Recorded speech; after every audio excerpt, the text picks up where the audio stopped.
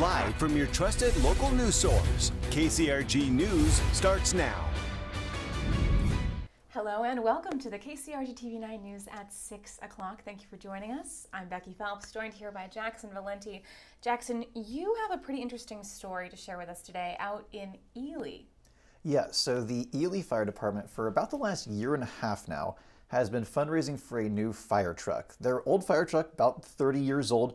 Trucks really aren't supposed to go too much beyond that. There's not any pressing issues with that old fire truck. It's not like it's breaking down. It's not like they can't do the job just yet, but it does have problems. Better safe than sorry. Yeah, of course. I mean, obviously when it comes to fighting fires, clearly. So they're getting a new truck. The new truck is $950,000. Extremely expensive. You know, hard to think of a sports car that is worth that amount of money. And basically the way it works is that a year and a half ago, they signed a purchase agreement that in 4 years' time, which is 2028 for reference, they've got to have that $950,000. If they don't have it by that time, that's about when it gets delivered, then they have to take out a loan. Ely, obviously a small community, it is a entirely volunteer-driven fire department, so very challenging to get that money. Because of that, they're doing stuff like what I covered yesterday. They're doing a lot of fundraising events. I mean, you've seen like pancake breakfast. Yesterday they hosted a concert. Pretty much anything they possibly can be doing to get that $950,000. Obviously, that's a very substantial fee. When you look at fundraising events like the one that happened yesterday, even with several hundred people showing up to a big fundraiser like that one, they expect to get about $10,000. And I mean, granted, $10,000 in one night. $10,000 in one night is a very good day. The issue is when your total is $950,000 and you're looking at your $250,000 of the way there, roughly a quarter, you're getting $10,000 in a night. There's only so many of these concerts that they can realistically do in that, 2.5 years before 2028 rolls around. So they're in a pickle. As much as the community wants to support them because they clearly are showing up and showing out for events like that, it is very hard to get that staggering amount of money, especially for a volunteer fire department. So you've got here in this video a sign that kind of shows their progress tracker. Move a little here ahead to that. Okay, and it shows that they are not exactly well on their way to the goal. That's pretty far down there. Yes, correct. Okay, so they've got 3 years left. Can you tell us about some of the reasons that they do want to have this new fire truck? What is that going to do for the community? So what I was saying earlier is that the old truck, it's 30 years old. Like I said, it doesn't necessarily have any huge pressing issues. There are a couple issues with it, a couple technical things wrong with it at this point, but nothing necessarily stopping it from doing the job. A newer truck is much easier to run. It's much better on the road. I mean, the way that their fire chief compared it was like, think about a 30-year-old car.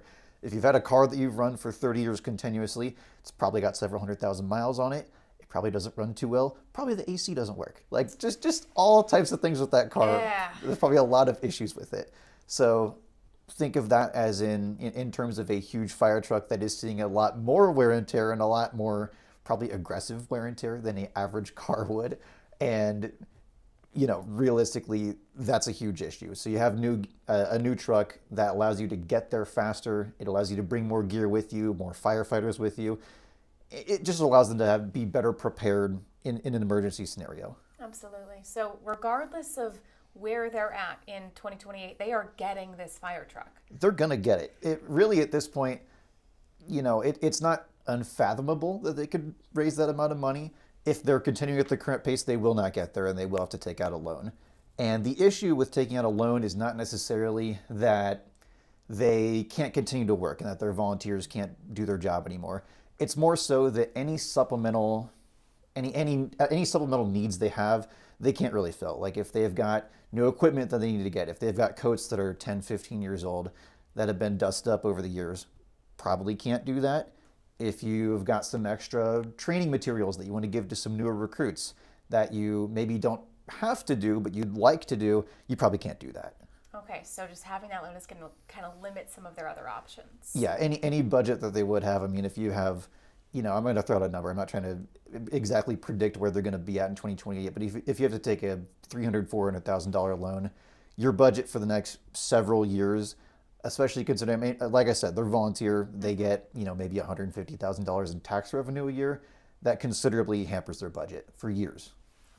Thank you, Jackson. We're going to have your full story coming up on the TV9 News at 10. You'll hear from the department and some people who attended that fundraiser. Thanks, Jackson. Thank you. We're going to move to Solon now.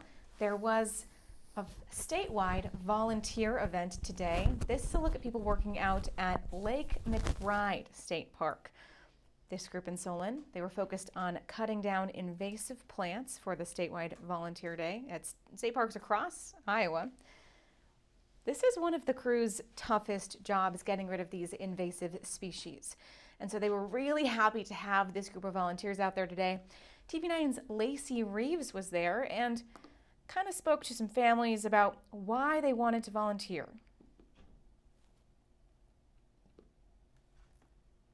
There's always stuff to do, and I know there's no way to keep up with it, so it's great to be able to be part of it. That volunteer work is going to allow some of the younger oak trees at McBride to get some much needed sunlight without those invasive species getting in their way. We've been following a story since yesterday about the Des Moines Public School District superintendent being detained by ICE officers. Dr. Ian Roberts, it was announced by the public school district that ICE agents had detained Dr. Roberts, and the press release states that those agents detained him for being in the country illegally and in the possession of a loaded handgun. Now, federal law does prohibit those in the country illegally from possessing weapons. There have been a number of protests and events in Des Moines and throughout that area of the state.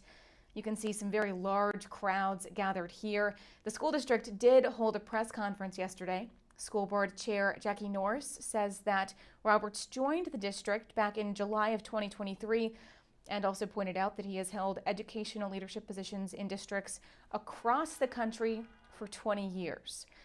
Today, we've gotten a new statement from the Iowa Department of Education.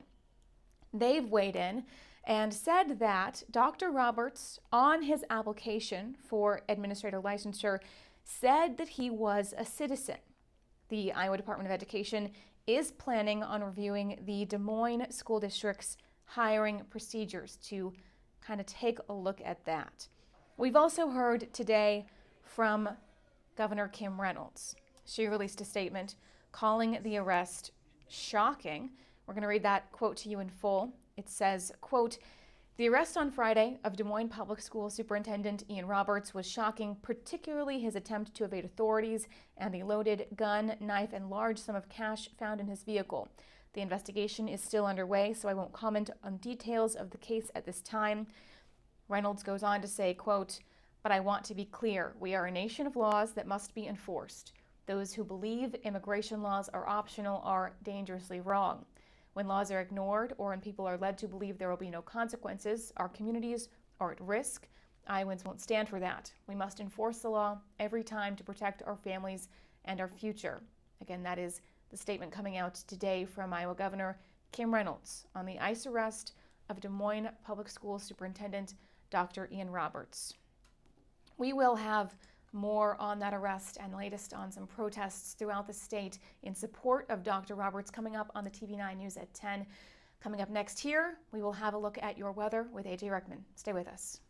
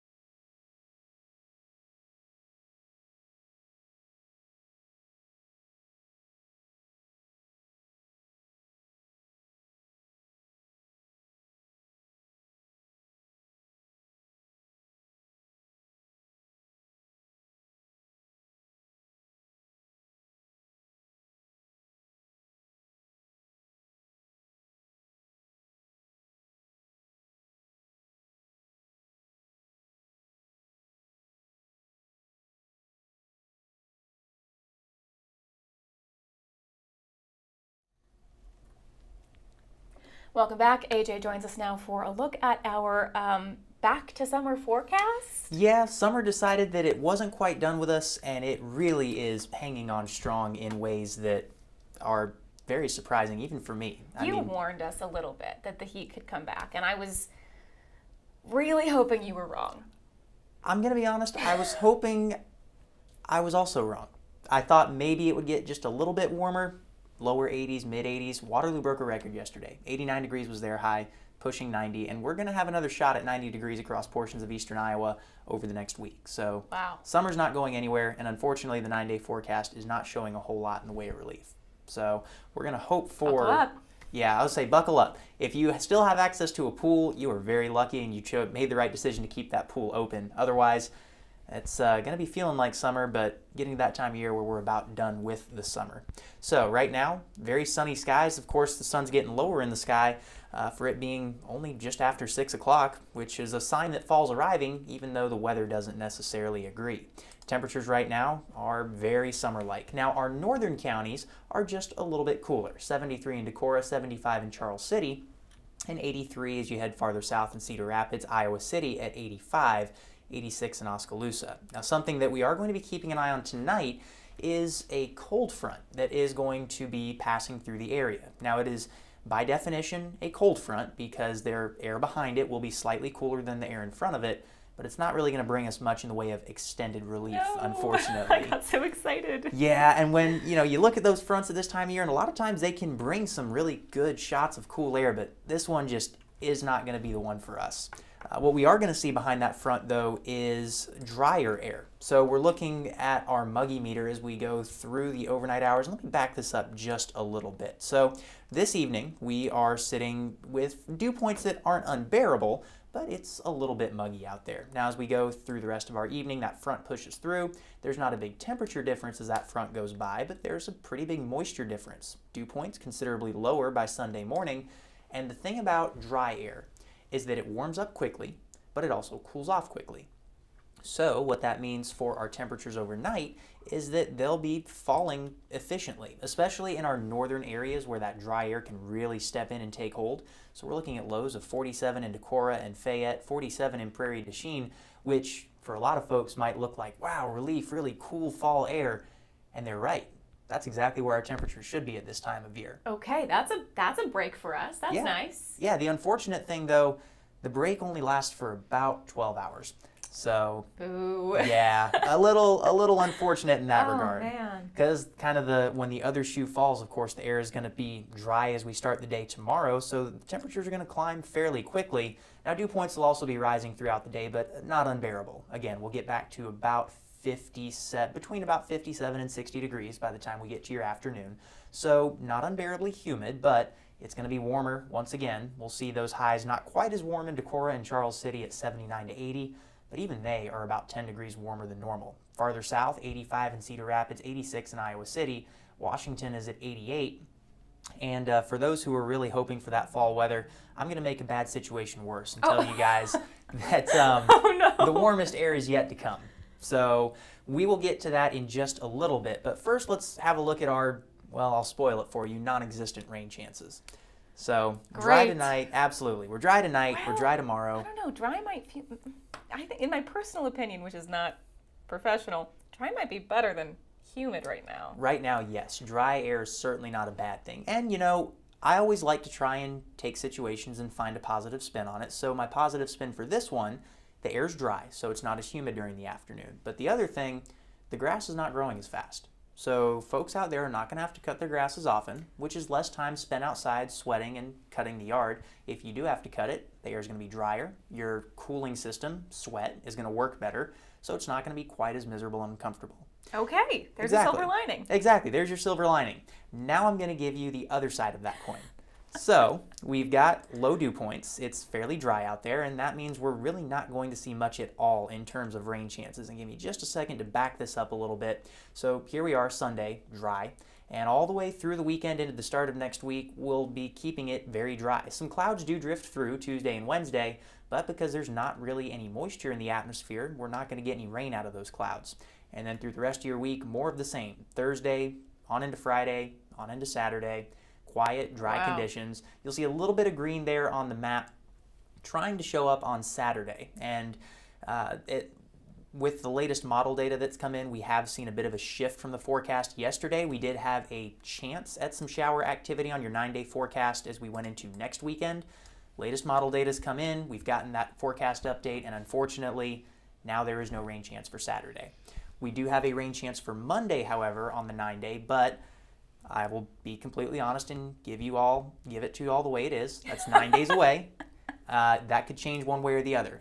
We could see that rain chance go up, or like Saturday's rain chance, we could see it go away. So it's one of those, circle it on your calendar if you're hoping for rain, and keep an eye on it. We'll be keeping an eye on it as well, and we'll give you all updates over the next several days. Well, one plus, Friday Night Lights, probably not going to get rained out this week. Absolutely, yeah. They're looking pretty good, and their temperature's not looking quite as warm as what we had yesterday. So maybe a little more comfortable for those games. And of course, with those games happening in the evening, temperatures will be falling, dew points will be low, so the players hopefully will be a little more comfortable as those games are going on. Oh, I would not want to be playing football in 80-degree weather. Yeah, I would not be either. September, first couple weeks of September, you kind of expect it, but by this point in the year, most folks are saying, okay, enough with the 80s, it's October, let's get into some 60s and 70s for highs, 70s at the very least. So, fall's not here yet in the temperature regard. I will leave you all with this, though. It's always fun to keep an eye on fall foliage at this time of year and see how things are progressing. Yeah. So, we're starting to get some signs of fall in terms of our leaves, especially across, for areas north of us. We're starting to get a few patchy colors. If you look around, you're starting to see some of those trees. I've got a maple in my yard that's starting to get some oranges and reds for its color. But farther north, you can see partial to near peak coloration over in northern Minnesota, northern Wisconsin. So over the next couple of weeks, we'll be watching as those lines work their way south and we get closer and closer to our most colorful time of the year. And of course, one would hope that our temperatures will be falling during that time as well to have it feel a little more like fall while it looks a little more like fall. That really is one of the best parts of fall, is seeing all the leaves change. It's just so beautiful, especially here in Iowa. Oh, it really is, especially when you find great areas to go look at it. Palisades, a great state park to go and watch those look at the foliage and see the leaves change. Really a great time to be out there enjoying that. Well, hopefully we get some cooler weather for the raking of the leaves and the jumping in the leaves. Another Absolutely. fantastic fall tradition. But thanks, AJ. For now, we will keep our short sleeve shirts out. Yes, don't break out the coats yet.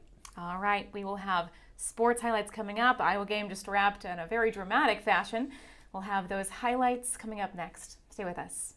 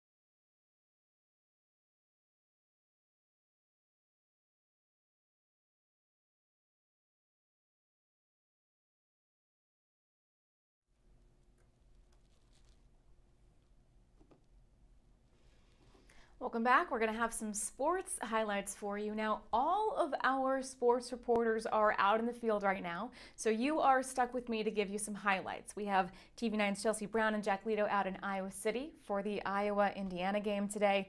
TV9's Colin Davies is over in Ames as Iowa State hosts Arizona. So we're going to get started with some of the highlights from the first half of the Iowa game today. It was a pretty... There we go. All right, let's take a look. Hosting Indiana, they came into the game, Indiana ranked number 11, 4-0. And this was a very exciting start to the game. You can see a lot of people in the stands there. packed house. Lots of things to be excited to. Didn't start out too well for Iowa. Quarterback Mark Gronowski throws an interception on just Iowa's second play from scrimmage. And, of course, that set up an Indiana touchdown, giving them the early lead. There's that touchdown. After that, though, Iowa defense steps up. They held Hoosiers to just 3 points in the first half. So, some success stories there from the Iowa defense. Iowa also comes in. Drew Stevens delivers a field goal, and Mark Gronowski's quarterback keeper comes in to give Iowa a 10-7 lead. Iowa takes the lead, but the Hoosiers come in and they tie it up with just seconds left in the half. Hoosiers come in with a 46-yard field goal. We're about to see that here. This field goal ties up the game 10-10 going in to halftime. Third quarter goes by completely scoreless. And then in the fourth quarter, we had a crowd very loud there. Fourth quarter, Drew Stevens delivers another field goal. 13-10 Iowa with a 54-yard kick. Things go back and forth for a while there. Indiana answers with a field goal, tied up at 13-13, and eventually Indiana comes with the win, gets a touchdown, it makes it 20-13,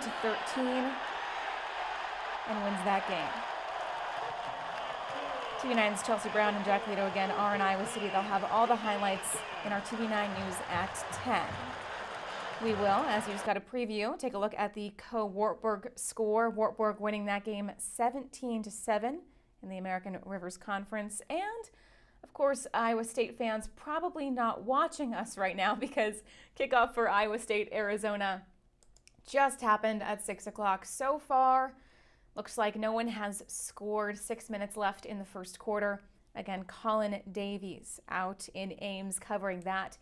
He'll have some highlights from that game on the TV9 News at 10.